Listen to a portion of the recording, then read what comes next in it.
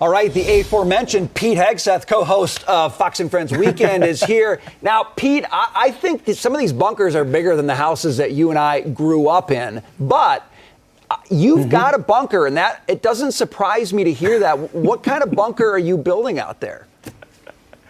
A very simple bunker, Brian. I thank Griff for the shout out. I don't have billions of dollars to build a bunker. Like most people, not a lot of disposable income with lots of kids. So you do what you can. The house we bought came with like a cellar bunker, tornado shelter type thing. So we're trying to modify it to be prepared. But all I'm really trying to be prepared for, Brian, is a grid down situation. I don't know if the zombie apocalypse is coming. I don't know if war is coming. I don't know what's coming.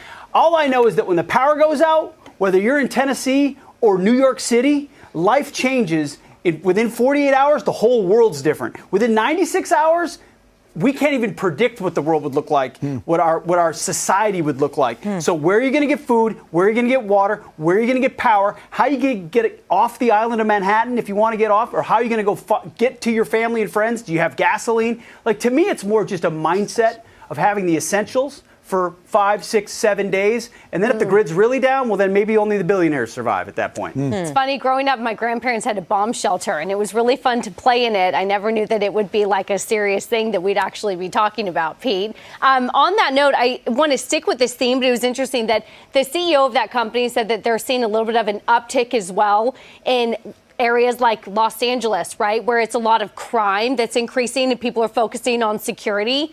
Do you see that as sort of like another secondary business for these guys?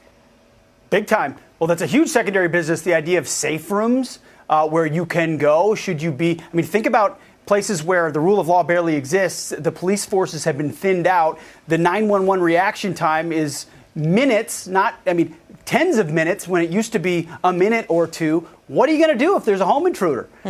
First of all, a lot of these places you don't even have a Second Amendment right. By the way, I listed food, water, and everything else. Before that, you better have the ability to defend yourself, a firearm and ammunition, because if things really go sideways, that's what you're going to need to protect yourself. But yes, bunkers, safe rooms, weapons. Hey, we can laugh about it. But if something changed, it's going to be the folks that are prepared that are ready to go. It's not a conspiracy. I think it's real life.